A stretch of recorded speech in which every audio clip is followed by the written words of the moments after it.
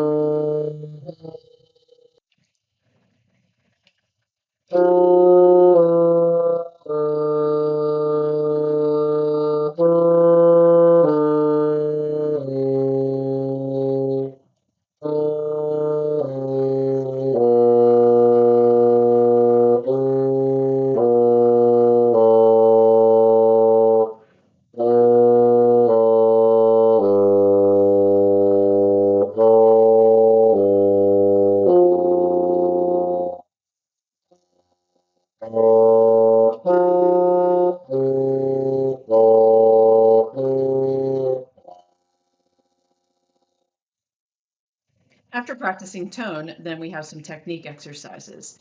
These usually are focusing on some scales or scale-like passages or finger exercises, depending on the week and the instrument.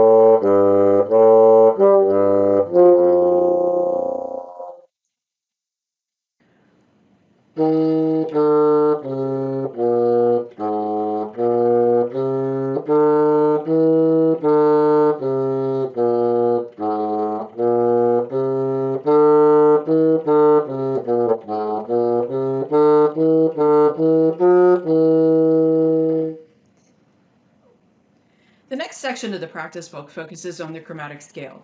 So what I did for each week's practice is I broke down the chromatic scale. First of all, just look at the instrument for the first week. Look at the instrument. Do you understand where your fingers go versus the fingering chart? And for each instrument, at the end of that instruments chapter, I have the fingering chart for that instrument. So the range that's in the back of the book is typically about what is in the back of a beginning band method book, like book 1 or book 2. For week 3, I'm going to spare you me actually doing this, but for week 3, what you would do is actually play one set from A flat 2 to F3, ascending and descending, just articulating every note and going through. I don't worry about tempo so much early on. Basically, what we're doing is we're walking from I can see that where I put my fingers to I can play the notes, and then eventually I can play those notes in tempo, and then eventually I can play them in tempo at whatever range it is that is required for your class if you do such a thing. So next up is the etude. For each week, I have composed an etude that is typically, it's in the same key for all the instruments, but they cannot be played together because every instrument has its own etude. I like to stay in the same concert key for all the instruments because I think that helps students understand the implications for, say, the saxophone if the concert instruments are in a certain key. You know, what does that do to the saxophone? So this one happens to be in the key of F, and so all of the etudes in week 3 are in the key of concert F.